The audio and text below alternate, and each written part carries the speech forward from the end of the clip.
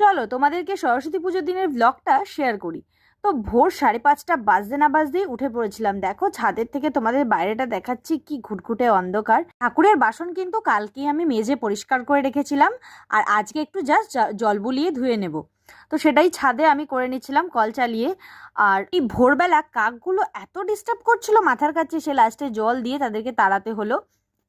তোমরাও কারা কারা বাড়িতে পুজো করলে আমাকে একটু কমেন্ট করে জানিও কিন্তু।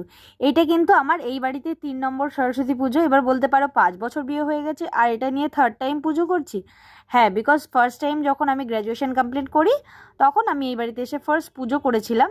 তো দেখো কথা বলতে বলতে আমি কিন্তু হলুদটাও বেটে নিচ্ছি। আর আমরা জানি বসন্ত পঞ্চমীর দিন কিন্তু আমরা প্রত্যেকেই সরস্বতী পুজোর দিন সকালবেলা গায়ে হলুদ মেখে স্নান করি।